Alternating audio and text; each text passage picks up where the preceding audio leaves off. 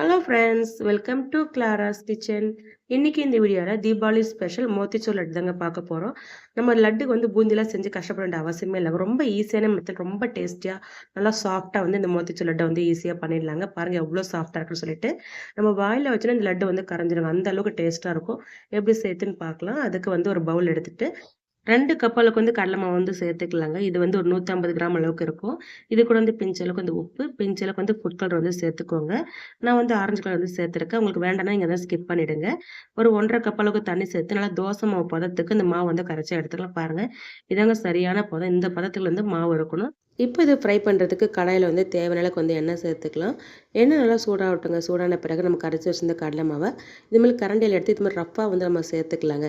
நம்ம பூந்தி மாதிரி செய்யும்போது வந்து ரொம்ப வந்து டைம் ஆகும். ஆனால் இது மாதிரி செய்யும்போது நமக்கு டைம் நல்லா சேவ் ஆகும். வந்து ஈஸியான மெத்தடாகவும் இருக்கும். அதனால் இந்த மெத்தடில் வந்து நீங்கள் வந்து செஞ்சு பாருங்கள். ரொம்ப ஈஸியாகவும் இருக்கும். நமக்கு டக்குன்னு ஒர்க்கும் முடிஞ்சிடும். இந்த மாவு வந்து இது மாதிரி சேர்த்த பிறகு மிதமான சூட்டில் வச்சு நம்ம 2 பக்கமும் வந்து திருப்பி போட்டு ஃப்ரை பண்ணி எடுத்துக்கலாம். ரொம்ப வந்து கிறிஸ்பியெல்லாம் ஆகணும்னு அவசியம் இல்லைங்க. நம்ம கலர் மாறிட்டு அந்த கடலை மாவு மட்டும் வெந்தால் மட்டும் போதும். இப்போ நம்ம நாலேருந்து வடிகட்டி பிளேட்டுக்கு நம்ம மாற்றிக்கலாம். இதே போல் மீதி இருக்கிற மாவையும் இதே மெத்தடில் நம்ம ஃப்ரை பண்ணி எடுத்துக்கலாங்க. இந்த மெத்தடில் செய்யும்போது பிகினர்ஸ் கூட ரொம்ப ஈஸியாக வந்து இந்த லட்டு பண்ணுற மாதிரி தாங்க இருக்கும். ரொம்ப ஈஸியான மெத்தடாக இருக்கும். கண்டிப்பாக வந்து நீங்கள் இந்த மெத்தடில் வந்து ட்ரை பண்ணி பாருங்கள். இப்போ இருக்கிற எல்லா மாவையும் இதே மாதிரி நம்ம ஃப்ரை பண்ணி எடுத்தாச்சு. ரொம்ப வந்து கிறிஸ்பியாக விட்டுறாதீங்க. கொஞ்சம் சாஃப்டாகவே இருக்கணும். இப்போ நம்ம பேட்ச் வைஸாக வந்து எல்லா மாவையும் நம்ம ஃப்ரை பண்ணி எடுத்தாச்சு. ஃப்ரை பண்ண இந்த மாவை வந்து இருக்கிற பெரிய பெரிய துண்டுகள் வந்து சின்ன சின்ன பீஸஸ் வந்து நம்ம இது மாதிரி கையில் கட் பண்ணிக்கலாம். அப்போ வந்து மிக்ஸியில் வந்து அரைக்கிறதுக்கு வந்து ஈஸியாக இருக்கும். அதனால் இதை வந்து பெரிய பெரிய பீஸஸ் வந்து சின்ன சின்ன துண்டுகள் ஆக்கிட்டு நல்லா ஆறுனதுக்கப்புறம் வந்து நம்ம மிக்ஸி ஜாருக்கு மாற்றிக்கலாம். பல்ஸ் மோடில் இந்த மாவு வந்து நம்ம கொஞ்சம் கொரகொரப்பாக அரைச்சி எடுத்துக்கலாங்க. வந்து ரொம்ப ஃபைன் பவுடர் இருக்கக்கூடாது. இது மாதிரி வந்து கொஞ்சம் கொரகொரப்பாக வந்து அரைச்சி எடுத்துக்கலாங்க. அடுத்து வந்து ஒரு பேனில் நம்ம 2 கப்பு வந்து மாவு எடுத்துக்கலாம். அதனால் 1 கப்பு வந்து சுகர் வந்து சேர்த்துக்கலாம். இது வந்து கரெக்டான மையமாக இருக்குங்க. நீங்கள் இனிப்பு அதிகமாக சாப்பிட்றவங்களா இருந்தீங்கன்னா கொஞ்சம் ஒரு 1 1/2 கப் அளவுக்கு வந்து சுகர் வந்து எடுத்துக்கோங்க.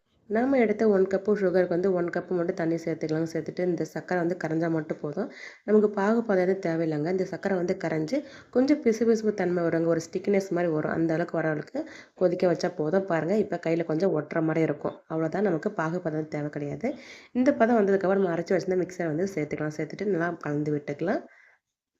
இது சேர்த்த உடனே சுகர் சேர்க்கனால அப்சர்வ் ஆக ஆரம்பிச்சிடும். இது கூட வந்து கொஞ்சம் பிஞ்சளவுக்கு வந்து ஃபுட் கலர் வந்து சேர்த்துக்கோங்க. சேர்த்துட்டு நல்லா கலந்து விட்டுக்கலாம். ஃபுட் கலர் சேர்க்கும் நல்லா ஆரஞ்சு கலர் இருக்கும் இந்த மோத்தி சொல்லிட்டு பார்க்குறதுக்கு.